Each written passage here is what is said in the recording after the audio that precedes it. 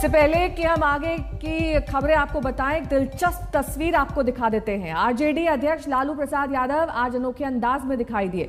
सुबह के वक्त खुद जीप चलाकर पटना की सड़कों पर वो घूमने निकल पड़े। लालू यादव ने ट्वीट किया कि आज वर्षों बाद अपनी पहली गाड़ी को चलाया। इस संसार में जन्मे सभी लोग किसी न किसी रूप में ड्राइवर ही हैं।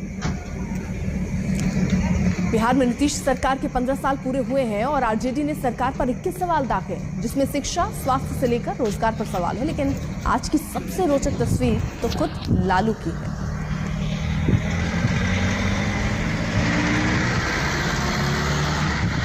रोहित सिंह मेरे सहयोगी सब पटना से सीधे जुड़ गए हैं। देखिए रोहित, अपने चिर परिचित अंदाज में लालू लंबे वक्त बाद दिखाई दे रहे हैं। लंबी बीमारी से जूझे और अब बैक ऑन ट्रैक। जी बिल्कुल, देखिए ऐसी तस्वीरें शायद ही किसी ने देखी होंगी कि लालू प्रसाद यादव खुद स्टीयरिंग व्हील संभाले हुए हैं और जीप चला रहे हैं। और आज ये तस्वीरें देखने को मिली। और आप गौर कीजिए, पिछले कई सालों से लालू यादव की तबीयत खराब रह रही है। बहुत तरह की बीमारियों से वो ग्रसित हैं, उनका इलाज चलता है लगातार। लेकिन इस वक्त जब वो पटना में मौजूद हैं तो आज उन्हें देखा गया कि उनके घर पर एक जीप है, पुरानी जीप है, उसके स्टीयरिंग व्हील पर वो बैठ गए और अपने कुछ साथियों के साथ, उनके कुछ समर्थक भी जीप पर दिख रहे हैं, पटना की सड़कों पर जो है सैर करते हुए नजर आए। और बिल्कुल दबंग अंदाज में नजर आ रहे थे लालू प्रसाद को कि खुद स्टीयरिंग उन्होंने अपने हाथों में संभाल रखी थी। अमूमन उनको हम लोग देखते हैं कि वो हमेशा बाई की सीट पर बैठते हैं, ड्राइवर गाड़ी चलाता है। लेकिन यहाँ पे ये तस्वीरें काफी दिलचस्प है कि लालू ने खुद स्टीयरिंग संभाली हुई है। और इस संदेश देने की भी कहीं ना कहीं कोशिश हो रही है कि लालू की उम्र भले ही 70 पार हो चुकी हो, लेकिन फिर भी उनमें अभी भी आज वो दमखम मौजूद है और वो गाड़ी अपने हाथों में लेकर चला रहे हैं। और संदेश ये भी देने की कोशिश है कि मौका मिले तो शायद बिहार की भी वो एक गाड़ी खुद चला पाए। इस तरह की संदेश भी इस तस्वीरों के जरिए देने की कोशिश हो रही है। लेकिन बेहद दिलचस्प तस्वीरें हैं। बहुत बहुत शुक्रिया रोहित इस तमाम जानकारी के लिए आपका। यूपी में नेताओं की चुनावी जुबान की बात अब करेंगे, जिसकी धार पैनी होती जा रही है। एक दूसरे को कमजोर साबित करने के लिए नेता सारी ताकत जुबान पर ही लगा दे रहे हैं। और जमीनी हकीकत चाहे जो भी हो, लेकिन जुबानी जंग के धुरंधर योगी आदित्यनाथ, अखिलेश यादव और ओवैसी ही दिख रहे हैं। कल कानपुर में सीएम योगी ने बाकी दोनों धुरंधरों पर एक ही दांव आजमाया।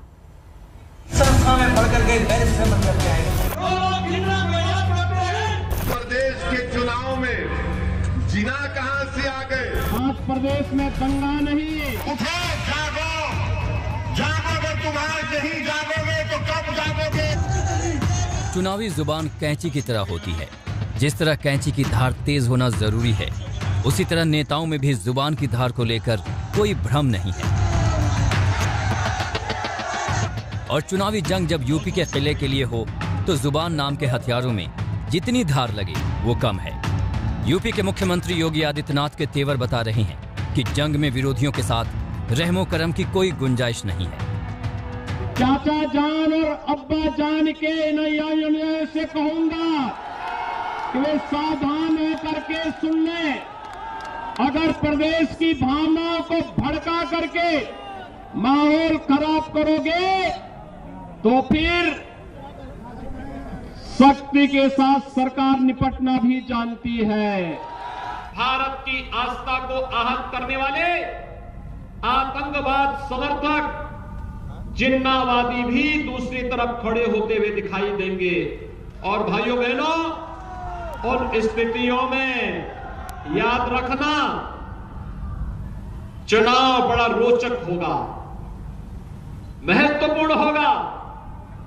इसलिए महत्वपूर्ण होगा क्योंकि दुनिया देखना चाहेगी कि भारतीय जनता पार्टी ने 2014 में, 2017 में, 2019 में जो कहा सो करके दिखाया। कानपुर के मंच पर योगी ने अखिलेश यादव और ओवैसी दोनों को सीधे निशाने पर लिया। लेकिन इन दोनों की बीजेपी से जितनी दुश्मनी है, उससे कई गुना ज्यादा आपसी रंजिश है। उसकी वजह भी वाजिब है। अखिलेश यूपी में मुसलमान वोटों के सबसे बड़े लेनदार हैं, लेकिन इस बार उनके बही खाते पर ओवैसी कब्जा करना चाहते हैं। तो अखिलेश यादव को ये समझना चाहिए कि अगर वो इस तरह की बात करके समझ रहे हैं कि कोई तबका या कोई हिस्सा या कोई वोटर इससे खुश होगा, वो तो गलती कर रहे हैं। उनको अपने एडवाइजर्स को चेंज करना चाहिए या खुद को उनको पढ़ना भी चाहिए। तो सीधी सी बात अपने अपने वोट बैंक की है। अखिलेश को अपने पिता के मुसलमान यादव वाले अपने पारंपरिक समीकरण पर भरोसा है, तो बीजेपी को हिंदुत्व के सहारे नया पार लगाने का विश्वास। मिलना है राशन। क्या ये राशन 2017 के पहले भी मिलता था? क्योंकि तब तो अब्बा जान कहने वाले राशन हजम कर जाते थे। सरदार पटेल जी,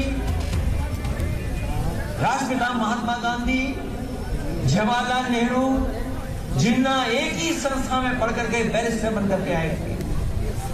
एक ही जगह पर पढ़ाई लिखाई की उन्होंने, वो बैरिस्टर बने, उन्होंने आजादी दिलाई। उन्हें किसी भी तरीके से किसी का भी संघर्ष करना पड़ा होगा तो वो पीछे नहीं हटे। उत्तर प्रदेश में करीब 19% मुस्लिम मतदाता हैं, जो करीब 143 सीटों पर अपना असर रखते हैं। करीब 3 दर्जन विधानसभा सीटें ऐसी हैं जहां मुस्लिम उम्मीदवार अपने दम पर जीत सकते हैं, जबकि करीब 107 सीटें ऐसी हैं जहां अल्पसंख्यक मतदाता नतीजों को प्रभावित कर सकते हैं। ओवैसी मुसलमानों की इसी ताकत को अपने झंडे तले लाना चाहते हैं। बताओ उत्तर प्रदेश के मुसलमानों, तुम्हारी जान की कीमत नहीं, तुम्हारी वोट की अहमियत नहीं, तुम्हारे कोई मसाइल पर नहीं किया जा रहा। ओवैसी के ऐसे तेवर 3 तरफ से कारगर हैं। पहले तो उन्हें मुसलमानों का अगुवा बनने का मौका मिल सकता है। दूसरा ये कि हिंदुत्व के आधार पर वोट एकजुट होने की भी संभावना बनती है, जो बीजेपी के लिए फायदेमंद है। और तीसरा ये कि ओवैसी की बढ़ती ताकत अखिलेश को सबसे बड़ा नुकसान पहुंचाएगी, जिसका सीधे तौर पर फायदा बीजेपी को जाएगा। आज तक ब्यूरो। तो आपने देखा किस तरीके से जुबान एक तरफ जहर उगल रही है तो जुबान इशारे भी कर रही है। चुनावी चकल्लस में जितनी अहमियत तीखे हमलों की है, उतनी ही संकेतों की। दिग्गज सियासतदान मुलायम सिंह यादव कल ऐसे ही संकेत लेकर लंबे अरसे बाद मैदान में दिखाई दिए। हालांकि मौका तो किताब के विमोचन का था, जिसमें सभी पार्टियों के लोग थे, लेकिन सियासत की बारीकियों से खेलने में माहिर मुलायम ने यहां पर भी बेटे अखिलेश के चुनावी रथ को धक्का लगा ही दिया।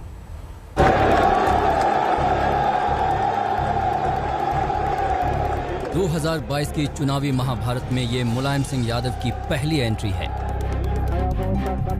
उम्र के 8 दशक पार कर चुके मुलायम को लंबे अरसे बाद खुले मंच पर देखकर समाजवादी पार्टी के समर्थकों और कार्यकर्ताओं का जोश हिलोरे मारने लगा और ये स्वागत देखकर मुलायम सिंह भावुक हो गए। हम देख रहे हैं कि जो हम लोग चाहते थे वो आज दिखाई दे रहा है।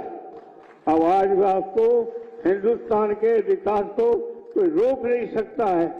आगे चल करके हिंदुस्तान की पैदावार दुनिया में नंबर 1 पे होगी। पिछले विधानसभा चुनाव से पहले यानी 2016 में ही मुलायम परिवार में उनकी विरासत को लेकर लंबी लड़ाई चली। भाई और बेटे में से मुलायम ने बेटे को चुना और भाई शिवपाल ने अलग पार्टी बना ली। तब से मुलायम सक्रिय राजनीति से करीब करीब रिटायर ही हैं।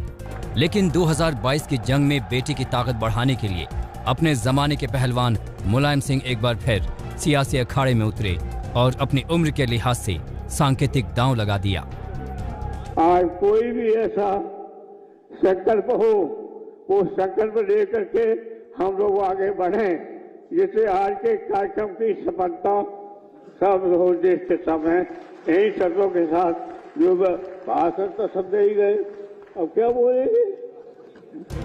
मुलायम सिंह छोटे भाई राम गोपाल यादव की नई किताब की लॉन्चिंग के लिए पहुंचे थे।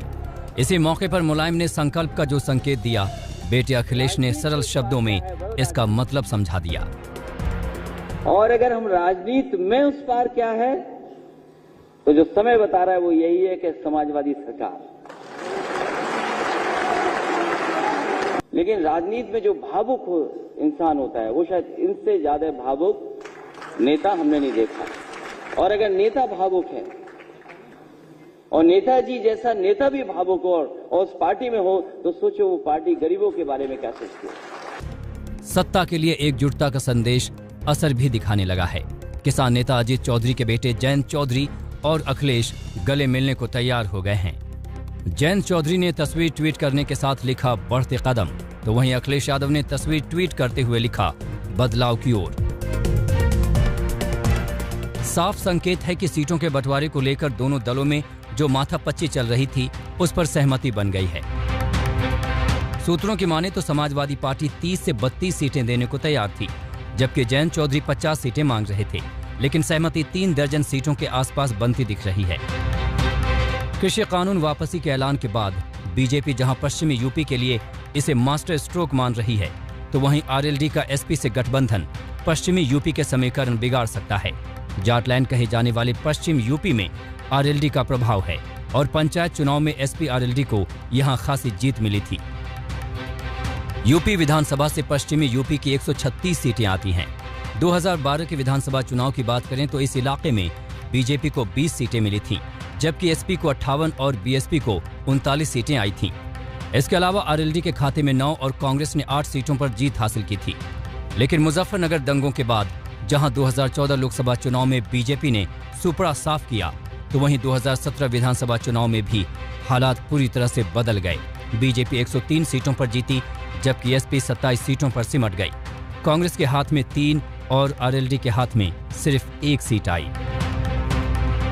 जयंत अपने पिता अजीत सिंह के निधन की सहानुभूति और किसान आंदोलन की लहर को अपने पक्ष में भुनाना चाहते थे, लेकिन मोदी के कृषि कानून वापस लेने के बाद खेल बिगड़ता दिख रहा था। इसी की काट के लिए वो एसपी के साथ हाथ मिलाने को तैयार हैं। आज तक ब्यूरो।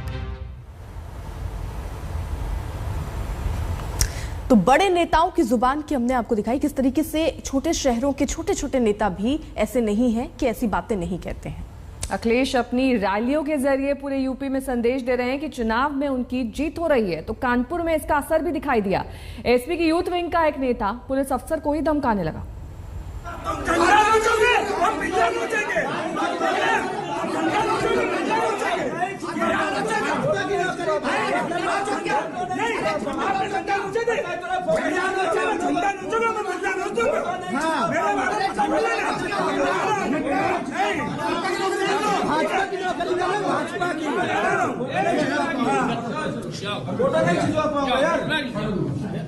तुम बाहर खड़े हो, आराम से फोटो खिंचवाओ। तुम मेरा झंडा नोचोगे, मैं तुम्हारा बिल्ला नोच दूंगा।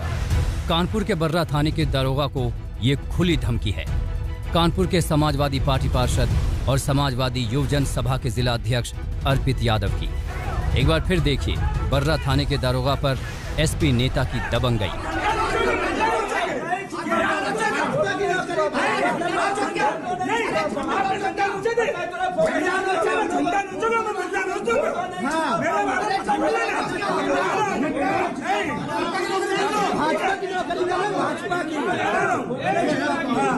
दरअसल इस पूरे विवाद की जड़ में है ये तस्वीर। कानपुर में बीजेपी के क्षेत्रीय कार्यालय के उद्घाटन से पहले एसपी पार्षद अर्पित यादव ने इस आरोप के साथ वहां एक पोस्टर लगा दिया कि बीजेपी ने नौबस्ता मोरंग मंडी की ये जमीन हॉस्पिटल के नाम पर खाली कराई थी, लेकिन उस पर बना दिया अपना कार्यालय। जब एसपी पार्षद ऐसा कर रहे थे तब बर्रा पुलिस ने उन्हें हिरासत में ले लिया। इसी पर एसपी नेता का गुस्सा 7वें आसमान पर पहुंच गया और धमकी पर उतर आया।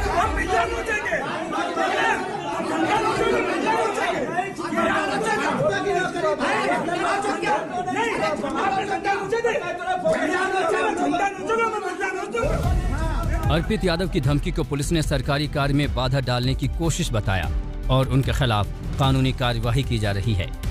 बीजेपी के जिस दफ्तर को लेकर एसपी नेता ने बखेड़ा किया, कल बीजेपी अध्यक्ष जेपी नड्डा ने सीएम योगी आदित्यनाथ की मौजूदगी में उसका उद्घाटन किया। रंजय सिंह, कानपुर, आज तक।